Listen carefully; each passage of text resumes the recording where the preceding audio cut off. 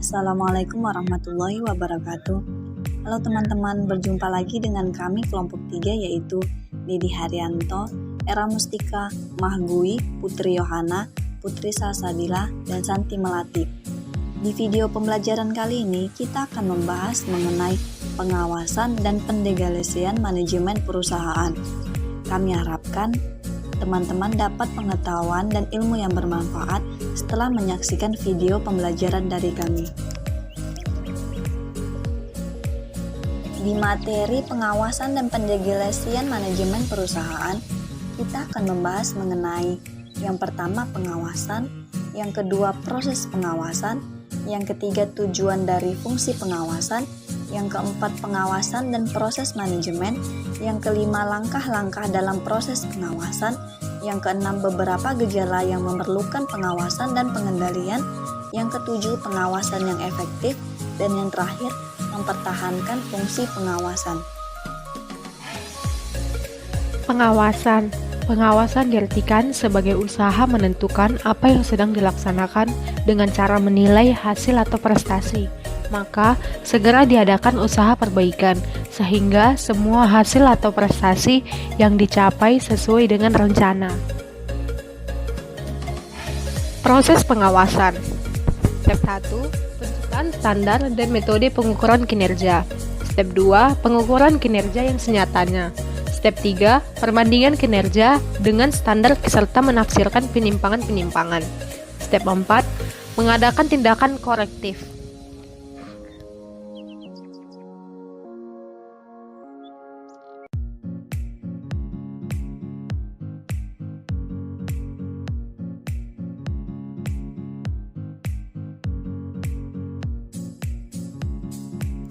Pengawasan dan proses pengawasan.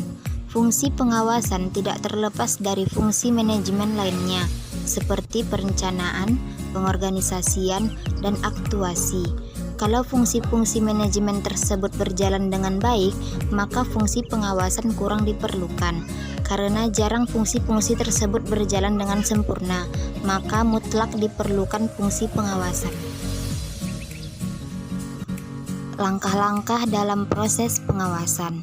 Apa saja langkah-langkah dalam fungsi pengawasan? Berikut ini sebagaimana diterangkan dalam gambar 12.1 adalah terdiri dari yang pertama, penerapan standar dan metode penilaian kinerja. Yang kedua, penilaian kinerja. Yang ketiga, penilaian apakah kinerja memenuhi standar ataukah tidak. Yang keempat, pengambilan tindakan koreksi. Gejala yang memerlukan pengawasan dan pengendalian. Yang pertama, terjadinya penurunan pendapatan atau profit, namun tidak begitu jelas apa faktor penyebabnya.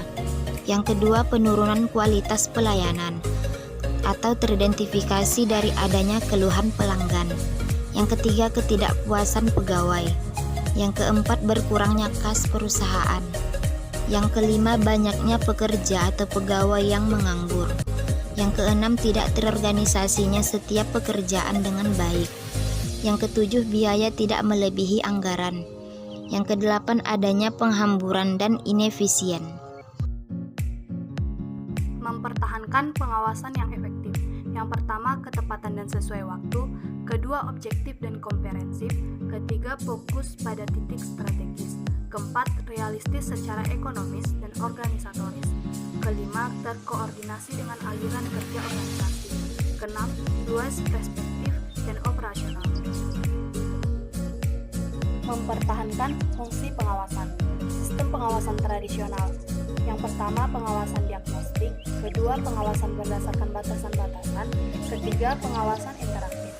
Sistem pengawasan berdasarkan komitmen. Sistem ini lebih menekankan fungsi pengawasan dari sisi internal dan eksternal. Kesimpulan dari kelompok kami yaitu pengawasan merupakan fungsi kelima manajemen.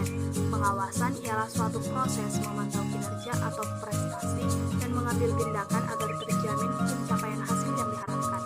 Maksud utama mengadakan pengawasan ialah agar hasil senyatanya itu konsisten dengan rencana-rencana. Dengan memahami pengawasan sebagai salah satu fungsi manajemen akan memberikan kejelasan bahwa pengawasan diperlukan terutama untuk menjawab pertanyaan apakah kegiatan-kegiatan